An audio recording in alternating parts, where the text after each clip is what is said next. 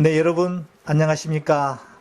오늘 알몰TV의 6번째 방송을 진행하도록 하겠습니다. 방송의 주제는요, 그동안 3회에 걸쳐 영주권 취득에 대한 꿀팁이라고 하는 주제로 연재해서 방송을 해드렸는데, 오늘은 잠시 주제를 좀 바꾸어서 종교에 관련되어 있는 주제로 오늘 방송을 진행해 보려고 합니다.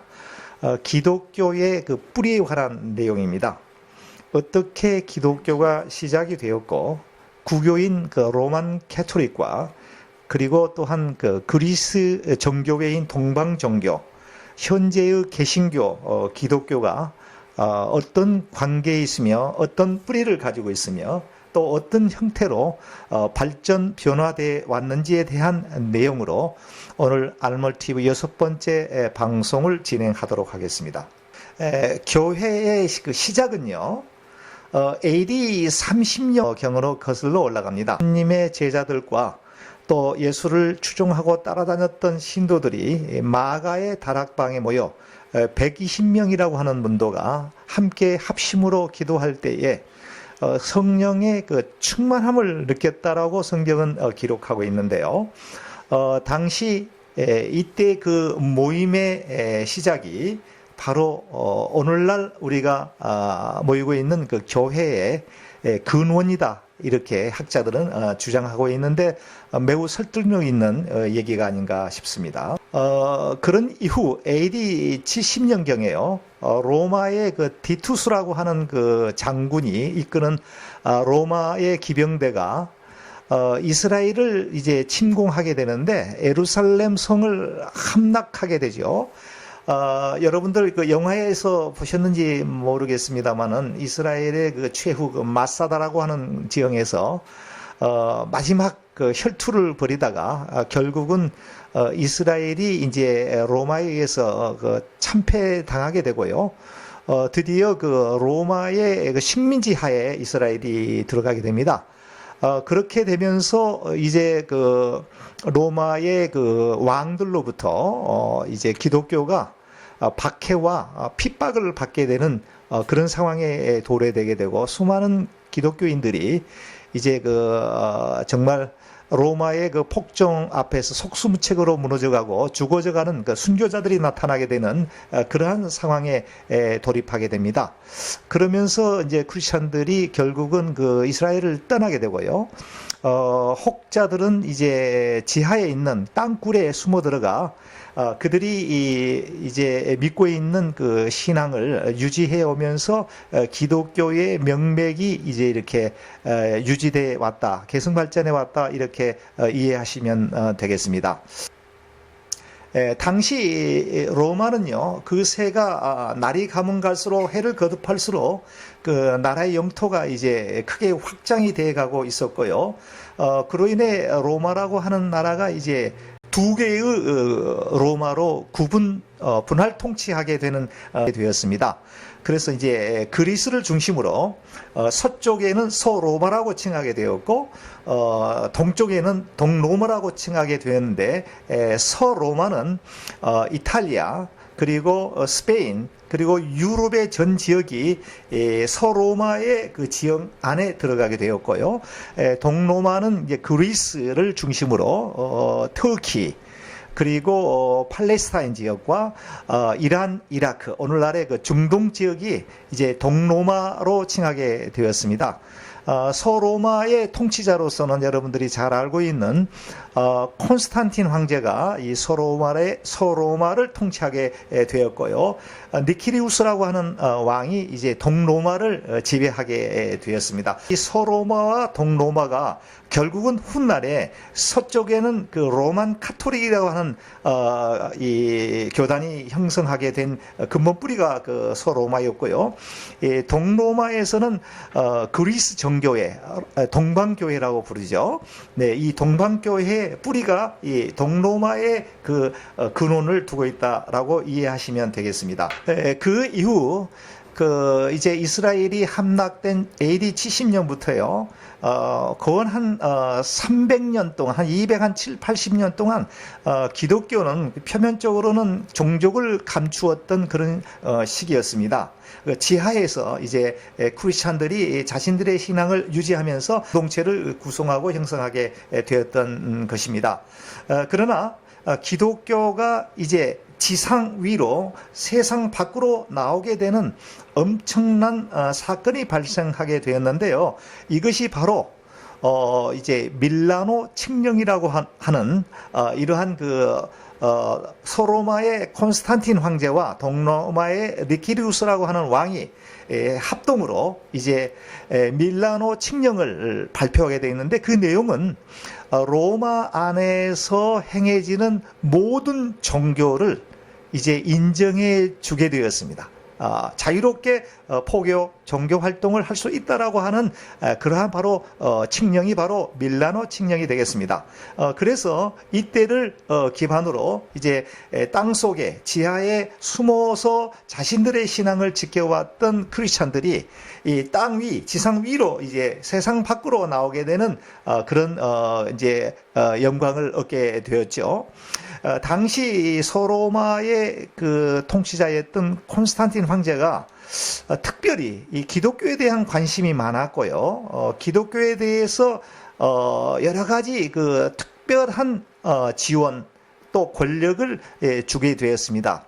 이에 힘입어 기독교가 그때부터 이제 힘을 얻게 되고 권력을 정치하게 되고 또한 당시 이 종교인들에게 종교계에 이제 제한되었던 그 토지와 영토를 이제 다 종교 단체에 돌려주게 되어서 많은 그 부를 이제 축적하게 되게 되었습니다.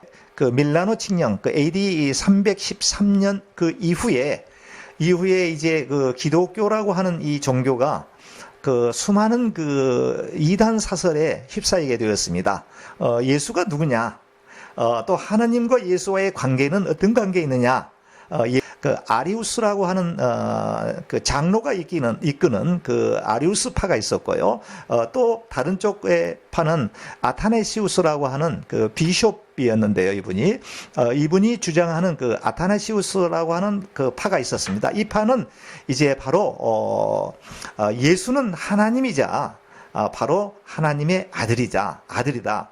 오늘날 그 트리니티 삼위일체가 생성되게 된 근간이 바로 이 아타네시우스 파에서 주장하는 이러한 그 학설들, 이 주장이 오늘날 그 결국은 그 삼위일체의 교리가 생성되게 된 근본이 된다, 이렇게 또 이해하시면 맞습니다. 이렇게 이제 두 아리우스파와 아타네시우스파, 이 논쟁을 아리우스 논쟁이라고 이렇게 학자들은 명합니다. 이 두 파가 극력하게 대립을 하게 되는데요.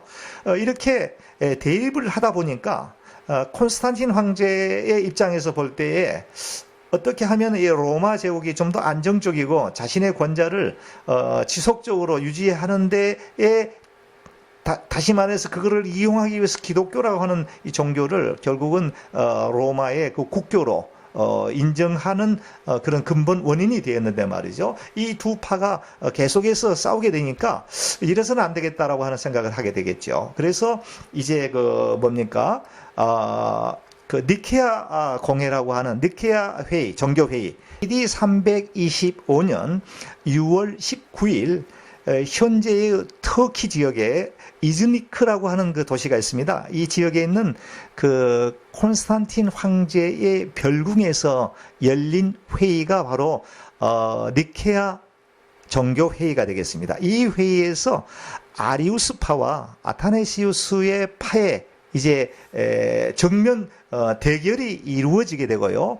그곳에서 결국은 아타네시우스 비숍이 이끄는 이 파가 승리하게 됩니다. 그리고 불행하게도 아리우스 장로가 이끄는 이 파는 이단으로 몰리게 되고 이제 결국은 그 파멸의 길을 걷게 되죠. 그래서 오늘날 결국은 아타네시우스의 주장에 의한 그 파가 주장하는 것에 의한 그 삼위일체가 거기서 형성이 되게 되었고, 예수님은 하나님이자 결국은 하나님의 아들이다라고 하는 것이 이제 확증되고 그렇게 공포하게 되었습니다. 그것을 반대하는 그러한 교리는 다 이단으로 이렇게 내몰게 되었다라고 하는 것이죠. 이 회의를 계기로 그동안 숱한 그 이견들로 인해서 기독교가 상당한 그 분쟁의 그 불씨가 되었는데요.